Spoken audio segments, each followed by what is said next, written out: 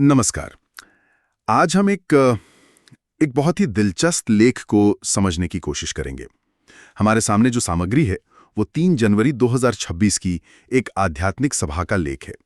इसे मुरली कहा जाता है और इसका स्रोत मधुबन में बाप दादा को बताया गया है। हमारा मकसद है कि इसमें जो मुख्य विचार हैं, जो गहरे रहस्य हैं, उन्हें परत दर परत खोला जाए। और इसमें समय, ईश्वर, इतिहास, इन सब पर बहुत अनोखी बातें कही गई हैं। तो चलिए शुरू करते हैं। और शुरू में ही एक सवाल मन में आता है, असल में बोल कौन रहा है और ये पहचान इतनी जरूरी क्यों बताई गई है? और यही मेरे हिसाब से सबसे पहला और सबसे जरूरी सवाल है।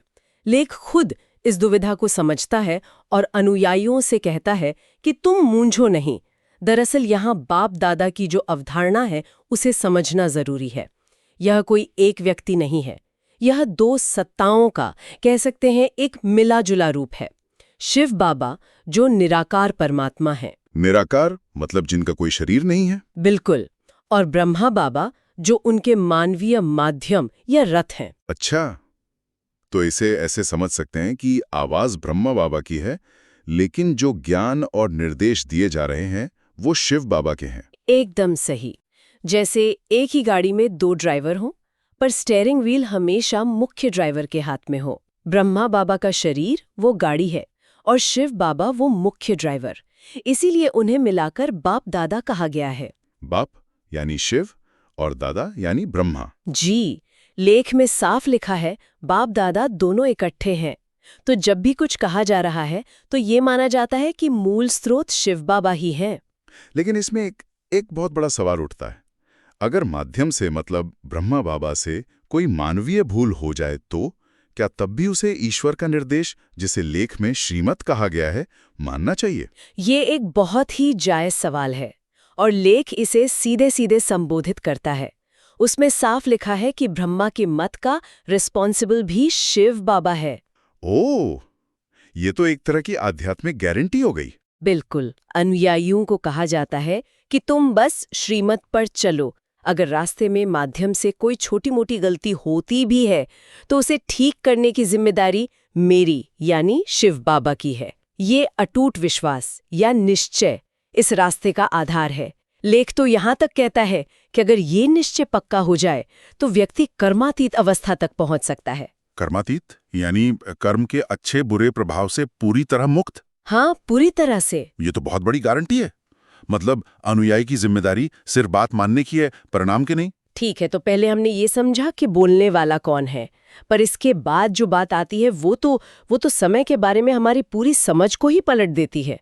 हम जहाँ लाखों करोड़ों साल के युगों की बात सुनते आए हैं, वहीं ये लेख कहता है कि पूरी दुनिया का इतिहास सिर्फ 5000 साल का है। वर्षों के युग हैं, पूरी तरह से नकारता है। कोई लाखों साल नहीं, कोई अनंत समय नहीं, बस एक 5000 साल का नाटक, एक चक्र जिसे कल्प कहा गया है। और ये हर बार हूबहू खुद को दोहराता है? जी, हूबहू।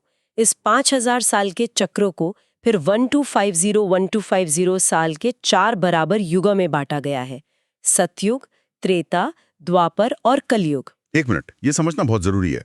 इसका मतलब तो ये हुआ कि इतिहास कोई सीधी रेखा नहीं है जो बस आगे बढ़ती जाती है। हाँ, बल्कि एक बंद लूप है, एक सर्कल। जो हो रहा है वो ठीक 5000 साल पहले भी हुआ था और ठीक 5000 साल बाद फिर होगा, बिना किसी बदलाव के। एकदम सही। और इन 4 युगों के अंत में, कलयुग के बिल्कुल आखिर में, एक बहुत छोटा सा लेकिन सबसे महत्वपूर्ण युग आता है। उसे संगम युग कहा गया है। यही वो समय है जब परमात्मा खुद आकर यह ज्ञान देते हैं और दुनिया को पतित से पावन बनाते हैं। एक तरह का ट्रांजिशन पीरियड। हाँ, पुराने चक्र के अंत और नए चक्र की शुरुआत के बीच का समय। और जो बात मुझे सबसे ज्यादा हैरान कर गई वो ये है कि ये ज्ञान हर चक्र में पूरी तरह से गायब हो जाता है। लेख में शब्द इस्तेमाल हुए हैं, प्रायः लोप हो जाता है। मतलब ये ज्ञान सतयुग या त्रेता में देवताओं के पास भी नहीं होता? नहीं होता। इसे हर 5000 साल में सिर्फ एक बार इसी संगम युग में परमात्मा आकर सुनाते हैं और ये ज्ञान और भक्ति के बीच एक बहुत स्पष्ट विभाजन खींचता है। अच्छा, वो कैसे? लेख के अनुसार आधा कल्प यानी 2500 साल सतयुग और त्रेता वो ज्ञान का समय है। इस ज्ञान से सद्गति मिलती है और बाकी का आधा कल्प, द्वापर और कलियुग, वो भक्ति का समय है, जो दुर्गति यानी पतन के साथ आता है। तो मतलब जब ज्ञान खत्म हो जाता है तभी भक्ति शुरू होती है। बिल्कुल। तर्क ये है कि जब लोग परमात्मा को भूल जाते हैं तभी भक्ति, पूजा पाठ, शास्त्र ये सब शुरू होते हैं, क्योंकि वे ईश्वर को ढूंढने की कोशिश कर रहे होते हैं। ठीक है, तो समय का चक्र 5000 साल का है जो बार बार घूमता है। अब सवाल उठता है कि इस चक्र में होता क्या है। ये लेख किसी एक देश की कहानी पर बहुत ज्यादा जोर देता है, भारत। और ये कहानी किसी फिल्म की तरह है, जबरदस्त अमीरी, फिर घोर गरीबी और फिर एक मसीहा का इंतजार। बहुत अच्छी उपमा है। इस आध्यात्मिक दृष्टिकोण के अनुसार चक्र की शुरुआत में यानी सतयुग में भारत ही स्वर्ग था। यहाँ लक्ष्मी नारायण का राज्य था। सब सतो प्रधान थे, मतलब पूरी तरह से पवित्र, सुखी और संपन्न। लेख तो ये भी कहता है कि उस समय भारत पूरे विश्व का मालिक था। विश्व की बादशाही शब्द इस्तेमाल हुआ है, सोने हीरे के महल। जी, मतलब ये तो अर्श से फर्श पर आने वाली कहानी है। लेख में जो भाषा है वो भी बहुत सीधी और भावनात्मक है। ऐसा लगता है जैसे कोई पिता अपने बच्चों से पूछ रहा हो, अरे भारतवासियों, तुमको इतना अकूत धन दौलत दिया, फिर तुमने कहाँ गंवा दिया। ये एक सीधी पुकार है। बिल्कुल। और इसके पीछे का कारण भी बताया गया है। समय के साथ आत्माओं की शक्ति कम होती गई। लेख में शब्द इस्तेमाल हुए हैं, कला कम होती गई। यहाँ कला का मतलब कोई आर्ट या स्किल नहीं है। नहीं, यहाँ कला आत्मा की आध्यात्मिक शक्ति और पवित्रता का मापक है। जैसे एक बैटरी धीरे धीरे डिस्चार्ज होती है, वैसे ही आत्मा 16 कला संपूर्ण से शुरू होकर 0 कला तक पहुंच जाती है। और जैसे जैसे ये आध्यात्मिक बैटरी डिस्चार्ज हुई, वैसे वैसे भौतिक समृद्धि भी खत्म होती गई। हाँ, जो सतो प्रधान थे वे रजो और फिर तमो प्रधान बन गए, और इसी पतन की वजह से वे कंगाल हो गए। लेख में सवाल है, इतने कंगाल कैसे बने हो? और यहीं पर परमात्मा की भूमिका आती है। सही बात है। सिद्धांत के अनुसार परमात्मा चक्र के अंत में संगम युग में आकर इसी खोए हुए ज्ञान को दोबारा देते हैं। इस ज्ञान से ही पतित आत्माओं, जिन्हें यहाँ शूद्र कहा गया है, को पहले ब्राह्मण बनाया जाता है। ये ब्राह्मण फिर आध्यात्मिक पुरुषार्थ करके देवता बनते हैं, और उन्हीं से उस स्वर्णिम राज्य यानी सतयुग की फिर से स्थापना होती है। तो ये एक तरह का आध्यात्मिक उत्थान का चक्र है जो हर 5000 साल में दोहराया जाता है। जी, तो ये पूरी कहानी है स्वर्ग से पतन और फिर से उत्थान की। ये तो हुई बड़ी तस्वीर। लेकिन क्या इस लेख में इस ज्ञान को असल जीवन में उतारने के लिए कोई ठोस सलाह भी दी गई है? हाँ बिल्कुल। और यहाँ लेख का फोकस एक खास समूह पर जाता है, कुमारियों यानी अविवाहित कन्याएं।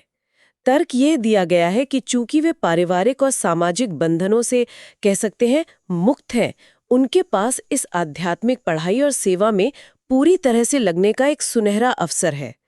उन्हें बंधन मुक्त कहा गया है। तो क्या उन्हें अपनी दुनियावी पढ़ाई छोड़ने के लिए कहा जा रहा है? सीधे तौर पर ऐसा नहीं, लेकिन जोर इस रूहानी पढ़ाई पर ज्यादा है। लेख में कहा गया है कि लौकिक पढ़ाई तो अंत में गृहस्थ व्यवहार और नौकरी में ही ले जाती है, लेकिन ये रूहानी पढ़ाई 21 जन्मों का सुख दिला सकती है। अच्छा, तो उन्हें इस मौके का फायदा उठाने के लिए प्रोत्साहित किया जा रहा है। जी, सेवा करने और पवित्रता के मार्ग पर चलने के लिए, जिसे इस ज्ञान में बहुत महत्व दिया गया है। और इस रास्ते पर चलने के लिए सबसे जरूरी चीज क्या बताई गई है? एक ही चीज जिस पर बार बार जोर है, श्रीमत पर चलना। यानी सिर्फ परमात्मा के निर्देशों का पालन करना। हाँ, सिर्फ और सिर्फ।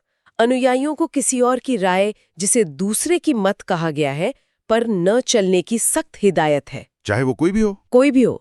इसे ही मुक्ति का एकमात्र सही रास्ता बताया गया है। तो बहुत ही फोकस्ड अप्रोच है, मतलब किसी और गुरु, शास्त्र या इंसान की सलाह पर नहीं चलना है। हाँ, और ये उसी निश्चय वाली बात से जुड़ता है जिसके बारे में हमने शुरू में बात की थी।